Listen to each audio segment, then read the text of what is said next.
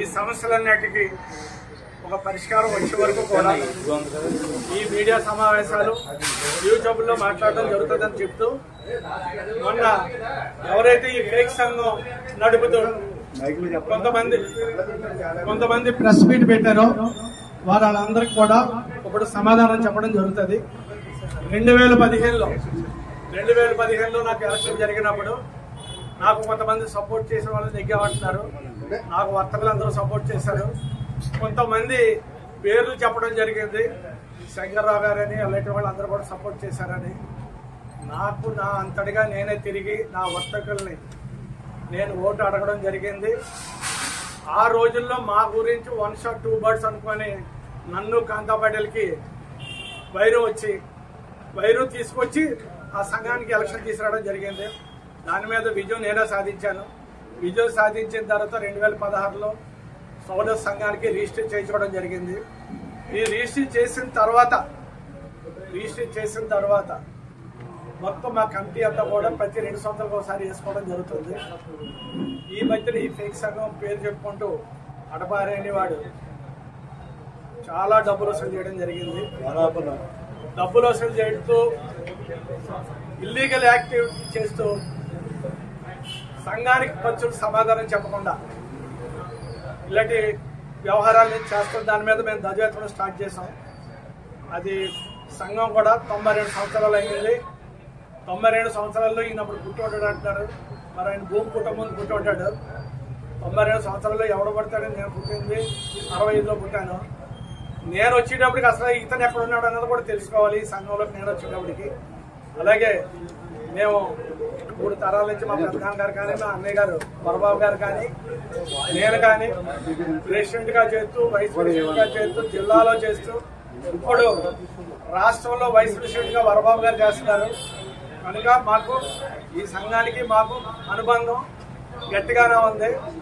కానీ ఈ మధ్యన మొన్న సంఘం గురించి ఏం చెప్పాడంటే, ఆయన ప్రెసిడెంట్గా ఉంటూ ఆయన సంఘం జమా ఖర్చులు చెప్పట్లేదు, జమా ఖర్చులు చెప్పకుండా బయలాలు కూడా ఆయన దగ్గర పెట్టుకున్నాడని చెప్పడం జరిగింది.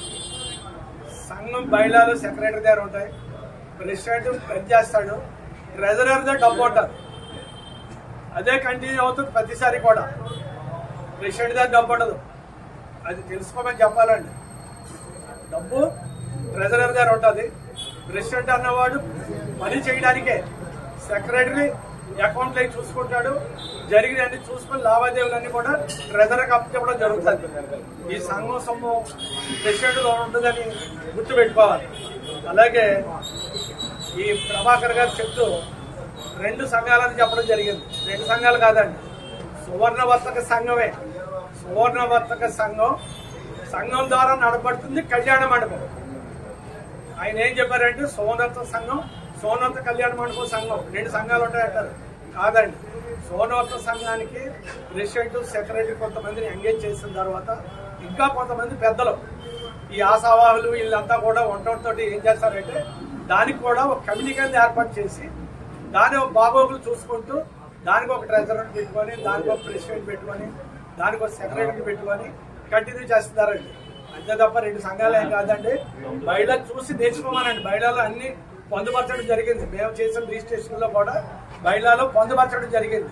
కాబట్టి దాన్ని చూసి మాట్లాడవలసిందిగా కోరుతున్నాను. అయితే ఈ అడపాహరి అనేవాడు ఏం చెప్తున్నాడు, మోసం చేస్తారు, డబ్బు పోయింది అని చెప్పుకుంటూ వస్తున్నాడు. వీళ్ళు చేసే జమలు ఖర్చులు ఏం చెప్తున్నాడంటే రూపాయి అయినా చెప్పడట, 3.5 కోట్లు అయినా చెప్పడట.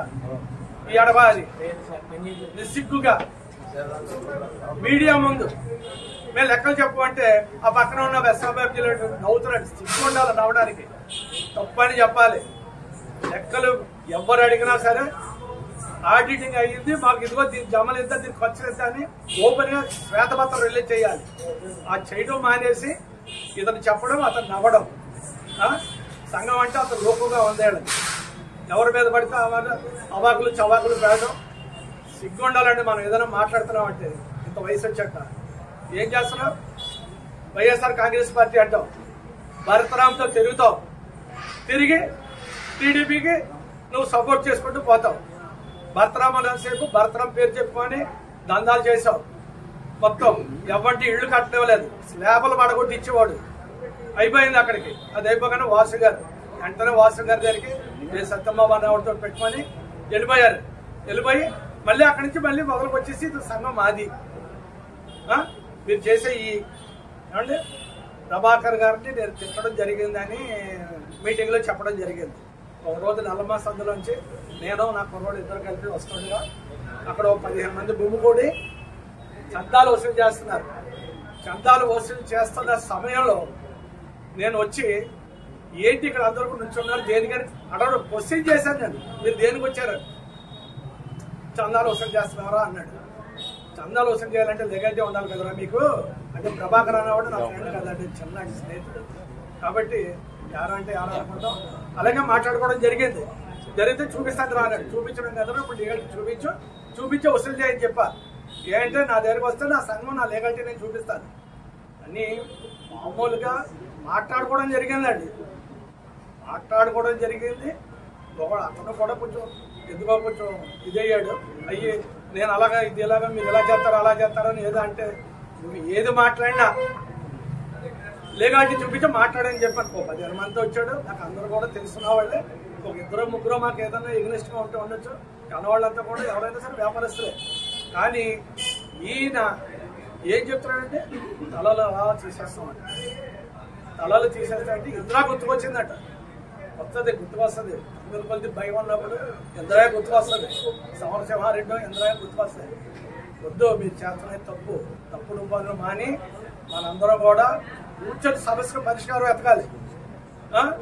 10 మందిని యాక్చువల్గా సంఘ సభ్యులు కాకుండా సంఘం కమిటీ కూర్చోబెట్టుకొచ్చాడు. ఇప్పుడు నేను కూర్చోలేదు. సెక్రటరీ, గౌరవ అధ్యక్షులు, వైస్ ప్రెసిడెంట్ ఇలా కూర్చోబెట్టుకున్నా. నువ్వు అలా కూర్చోబెట్టుకో. వ్యాపారస్తులు ఎందుకు ఇన్వాల్వ్ చేస్తున్నారు మీరు భయపెట్టి? ఎస్టీలు ఐటీలని మీరు ఎందుకు భయపెడుతున్నారు? భయపెట్టి కూర్చోబెడతారు. వాళ్ళు బిక్కుమని వాళ్ళు కూర్చోబెడతారు పైన. అందులో ఎదర వరుసలో కూర్చోని వాళ్ళు కొంతమంది షాపులు లేవు, వ్యాపారాలు చేయట్లేదు, వాళ్ళు వేరే వృత్తుల్లో ఉన్నారు. కావాలంటే రుజువు చేస్తారు విత్ వీడియోస్.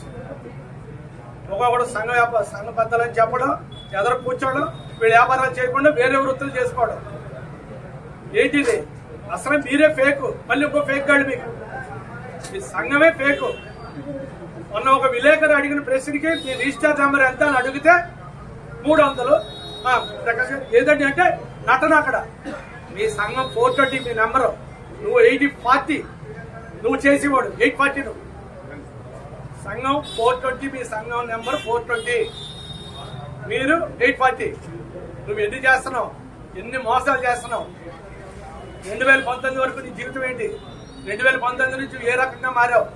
జనాల మీద పడి ఒక నిల్లు కట్టుకోనివ్వలేదా? ఇదే నల్లమ్మ సందులో 4 అంతస్తులు కడితే పాల్గొట్టితని సిద్ధం చేసావా నువ్వు? వైఎస్ఆర్ కండవాలు వేసుకొచ్చి సిటీలో ఏర్పరిచి భయపెడతావా? ఎవరిని భయపెడతావు? కడప హరి నా పేరండి, నేను సీఎం జగన్ గారి ఫ్రెండ్ అని చెప్తావు నువ్వు. ఏ రకంగా ఫ్రెండ్ నువ్వు? ఎలా ఫ్రెండ్? టోటల్ ఫేక్ నువ్వు. ప్రతి ఒక్కడిని కాస్ మహేశ్వరి నా ఫ్రెండే.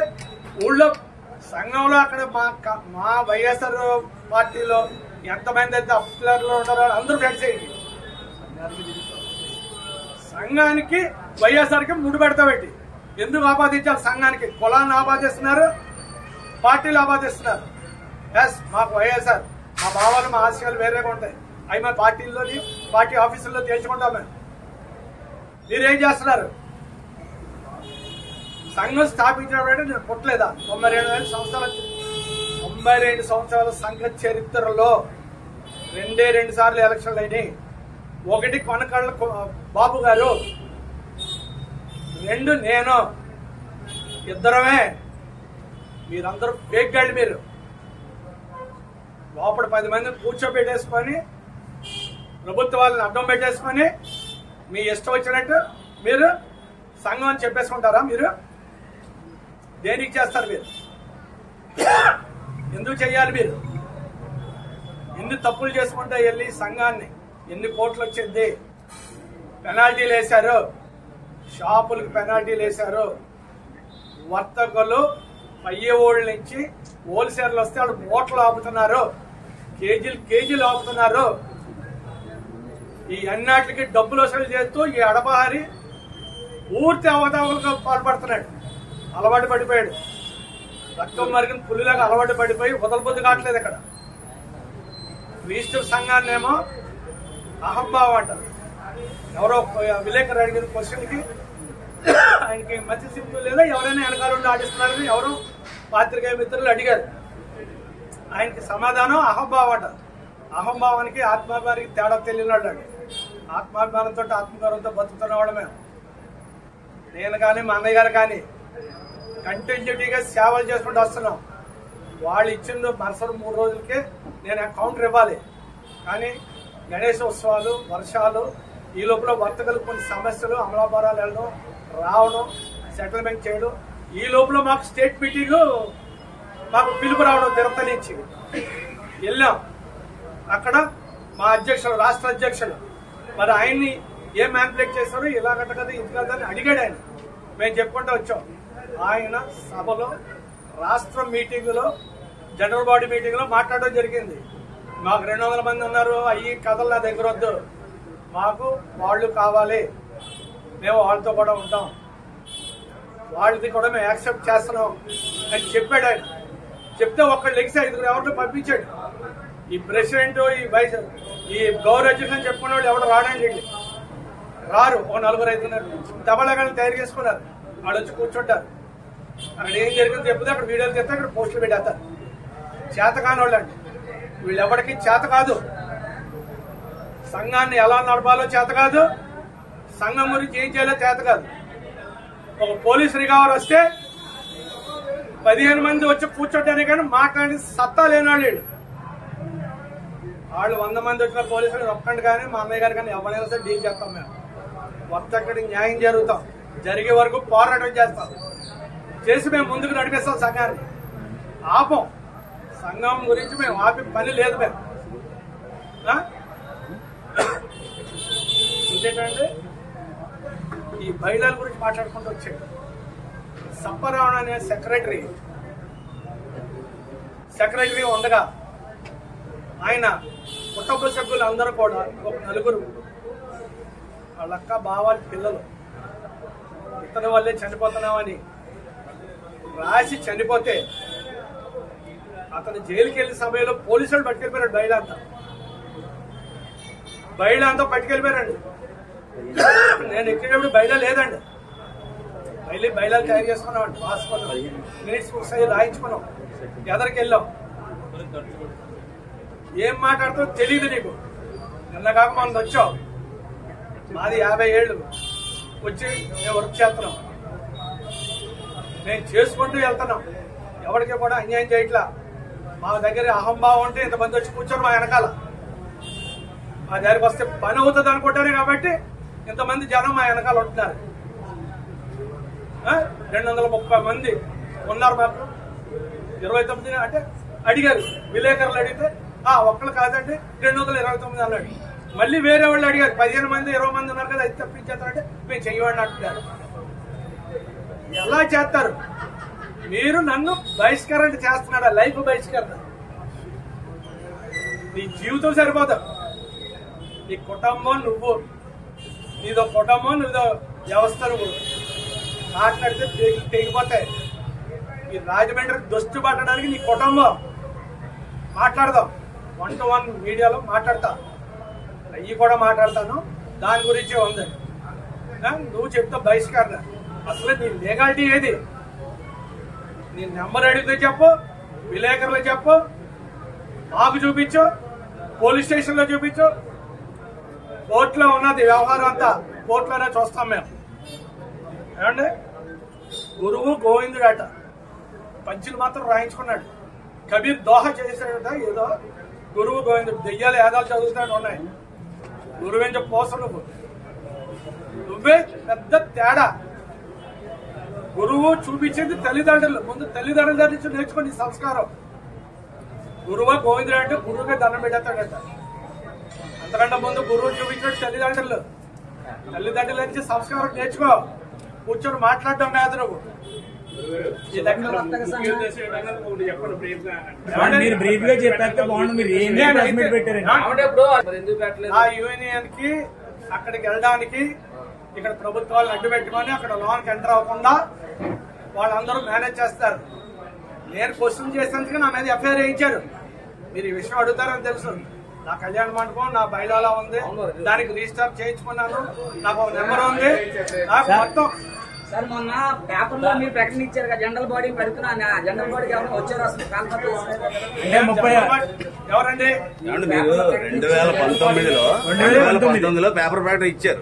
కొంతమంది వ్యక్తుల్ని గౌరవ సభ్యులుగా చేరుస్తూ జనరల్ బాడీ సమావేశం పెట్టారు. తర్వాత పరిణామాలు చెప్పండి. అందరూ వచ్చారండి, అందరూ వచ్చారు, మాట్లాడుకున్నాం. అక్కడ నిర్ణయం చెప్పండి. అవునండి, అందరూ వచ్చి మాట్లాడుకున్నాం. మొత్తం అందరూ వచ్చారు సార్. వేళ సభ్యులందరూ వచ్చారు. దాన్ని చాలా జాగ్రత్తగా 30 మంది వీళ్ళందరూ కలిపి తప్పుడు దారి పట్టించి దాన్ని పోస్ట్ పోన్ చేసుకుంటూ వెళ్ళిపోతూ ఒక నెల రోజులు పోస్ట్ పోన్ చేశారు. జాగ్రత్తగా చేసుకుని ఇదిగో మేమే ప్రెసిడెంట్ సెక్రటరీలో ఉన్న తర్వాత అంటే అప్పుడు జనరల్ బాడీ మీరు అనౌన్స్ చేశారు కదా సార్, ఆ సభ్యులు ఎవరైనా ఇప్పుడు మీ సంఘంలో ఉన్నారండి? ఉన్నారండి, అందరూ ఉంటారు. వాళ్ళు చెప్పి అన్ని కూడా ఫేక్. వాళ్ళు ఏంటంటే మళ్ళీ ఎవరో ఒకళ్ళు ఒకళ్ళు అడ్డు పెట్టుకుంటున్నారు.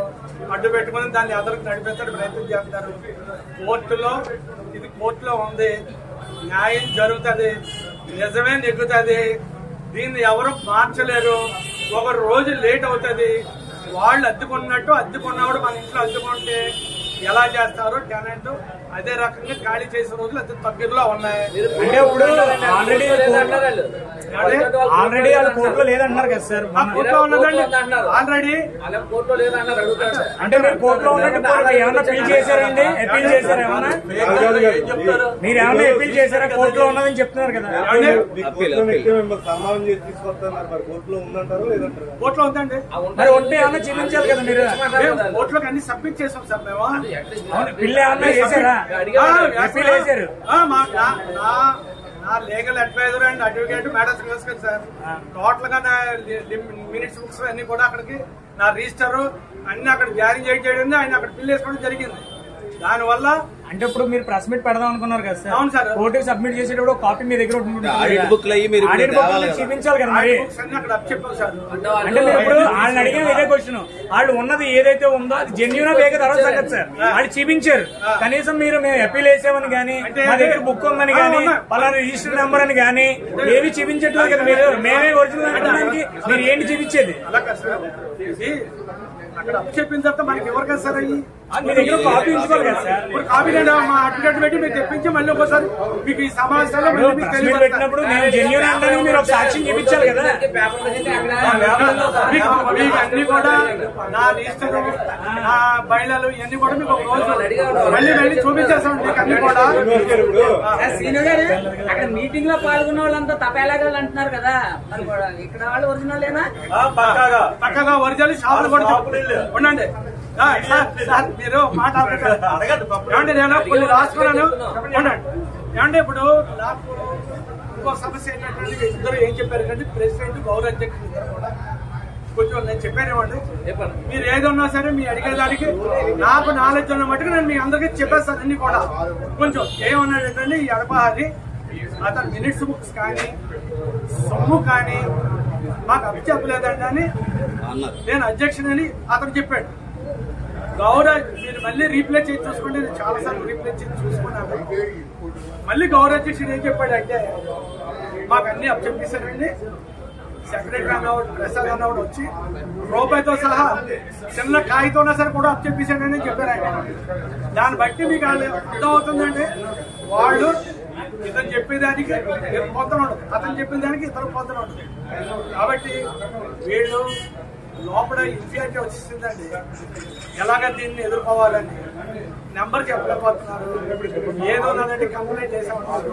మేము ఆల్రెడీ ఇప్పుడు వీళ్ళందరి మీద కూడా ఎఫ్ఐఆర్ చేసాం. హైకోర్టులో రన్ అవుతుందండి. ఇంకోటి ఉన్నాడండి, శ్రీశైలంలో బయటికి తీసుకెళ్లి ఈ మీటింగ్లు పెడుతున్నాడు అయ్యాను. అది నేనున్నప్పుడు జరగలేదండి. అది సబ్బారావు అన్నవాడు దాన్ని ముందు ఇచ్చుకున్నాడండి. దాన్ని పెంచుకొని వర్తకులు అందరూ కూడా అడుగుతున్నారండి. అర్థమాని ఇక్కడే కాదు, మనం ఒక పొడి సెక్టర్లో ఒకసారి పెట్టుకొని మన మినిట్స్ అన్ని అక్కడ రాసుకోవడం ఇవన్నీ కూడా జరుగుతున్నాయి. ఆ రోజు జరుగుతున్నా కూడా ఒకసారి 2 సంవత్సరాలు నేను అంటే శంకర్రావు గారు మీకు పెద్ద అని చెప్పేసి మీరు కూడా అన్నారు. అంటే కుల పెద్ద సంఘ పెద్ద, ఆయన సపోర్ట్ మీకు ఉంటుందండి మీ సంఘ పెద్ద? ఏమండి మాకు కాదండి, ఇప్పుడు యాక్చువల్ గా శంకర్రావు గారి గురించి మాట్లాడడం తప్పండి. నేను ఏదైనా ఒక కౌంటర్ వేస్తే ఆయన ఇచ్చుకునే స్టేజ్లు లేరండి, పెద్ద ఆయన అయిపోయి ఆయన వయోవృద్ధులతో బాధపడుతున్నాడు కాబట్టి మనం ఆయన ఇందులోకి ఇన్వాల్వ్ చేయకూడదు. ఎందుకంటే మనం చెప్పిన దానికి ఎవరైనా సమాధానం చెప్పుకోవాలి. పరోక్షంగా అయినా మీకు సపోర్ట్ ఇస్తారా? ఇప్పుడు సపోర్ట్ అన్నది అందరికీ సపోర్ట్ అన్నది ఏమి లేదండి. అందరూ కూడా 10 మందికి తయారైపోయి మమ్మల్ని తట్టుకోలేకపోవడం, మా గురించి బాధపడడం ఏదో జరుగుతుందండి. అలాగే మన దొండపాటి సత్యబాబు అన్న అతను మార్వాడి గో బ్యాక్ మీద కొంచెం ఆలోచించాలి సార్. మార్వాడి గో బ్యాక్ మీద ఎంత హీనంగా మాట్లాడాడో అందరూ చూశారు. మార్వాడిలో ఒక దొంగల కింద సృష్టించాడు ఆయన. సృష్టించినప్పుడు నేనే ఫస్ట్ స్పందించి వాళ్ళు వ్యాపారంగాను హిందుత్వంగాను అన్ని పనుల్లోనూ ముందుంటూ మన సహాయ సహకారాలు ఇస్తానని చెప్తారు. దానికి ఎడబారి ఏం చెప్తున్నాడు, ఎడగొట్టి మాలో ఇది తీసుకొస్తానని చెప్తున్నాడని చెప్తున్నాడు. నీకు సపోర్ట్ చేస్తున్నావాడే కదా అతను, నీకు సపోర్ట్ చేస్తున్నావాడు అంత తప్పు మాట్లాడితే ఒక్క నిమిషం ఖండించలేకపోయా మార్వాడి గురించి. మార్వాడి మేము అన్నదమ్ములు సోదరభావం ఏం మాట్లాడుతున్నాం, మాట్లాడితే హద్దు ఉండాలి. ఏదైనా మాట్లాడితే ఏదైనా ఫైనల్ గా మీదే నిజమైన సంఘం అనడానికి 2 బలమైన కారణాలు చెప్పండి. అంటే వాళ్ళ ఫేక్ అని మీరు ఆరోపిస్తున్నారు కదా, మాది రిజిస్టర్డ్ బాడీ, నాకు నెంబర్ ఉంది, మీకు అన్ని పంపిస్తాను. మళ్ళీ అవసరమైనప్పుడు కొంచెం ఏసీగా కంఫర్ట్ గా పెట్టి. అంటే ఆయన ఇందాక మీరు నెంబర్ కూడా చెప్పలేదని కామెంట్ చేశారు కదా సార్, కనీసం ఇప్పుడు మీ నెంబర్ అయినా తెలియపరచండి. చెప్తానంటే నేను లీగల్ అడ్వైజర్తో అన్ని అక్కడ ఉన్నాయి సార్. నేను అన్ని మీకు కావాలంటే ప్రెస్ మీట్ కి అన్ని జిరాక్స్లు పంపుతాను. అందరికి మీ అందరికి అర్థమయ్యేలా నేను పంపుతాను. కొన్ని ఈ సంఘం దీంట్లో ఉండగా కోర్టులో ఉండగా అంటే ఇప్పుడు ఆ సంఘం మనం ఒకసారి విమర్శించినప్పుడు మన కూడా మనం పెట్టుకుని చెప్పాలి కదా సార్. మీరు చెప్పక ఆయన కూడా మరి జెన్యూన్ ఎవరిదని చెప్పేసి మేము అనుకోవాలి. అలాగేం చెప్పట్లేదండి. నేను క్లియర్ గా మీకు అందరికి కూడా కాపీలు పంపుతాను. అదే చెప్పరంట నేను చెప్తాను సార్, మీకు అందరికీ నేను చెప్తాను. లీగల్ గా మాట్లాడి బంగారు గడియాలు అంటారు, ఏంటి ఆ బంగారు అంటే మాది కడియాలండి. కడియాలు ఎక్కడ సార్ బాబు గారు, నేను కడియాలు శ్రీనివాస్ అండి. ఈ బంగారు కడియాలు ఏంటో అన్నది రాస పాత ఏదో బాగుంది, కడియాలన్నీ మా దగ్గరే ఉన్నాయన్నాడు. బంగారు కడియాలు అంటాడు. మరి వాళ్ళు ఎవరు దేనికి సంబంధించిన కూడా మేము కనుక్కోవాలి. దాని మీద కూడా మేము దృష్టి పెట్టాం. కొత్తగా మాకు సంబంధించిన బంగారు కడియాలు ఎవరు లేరు సార్. ఏదో రాత బాగుందని రాయించుకొని పంచులు ఇచ్చుకుందామంటే వాళ్ళ తల రాత మారిపోతాయి. ఎందుకంటే ఆ కడియాలో బంగారు కడియాలో ఉన్నదో లేదో మాకు తెలియదు. ఇలాంటి రాతలు రాయించుకొని పంచులు బాగుంది కదని ఏం చేస్తే వాళ్ళ పిల్లలు రాతలు మారిపోతాయి. ఎందుకంటే వాళ్ళ గురించి కూడా నెక్స్ట్ 2-3 ఎపిసోడ్ మాట్లాడతాను. దాని మీద కూడా మాట్లాడాలి.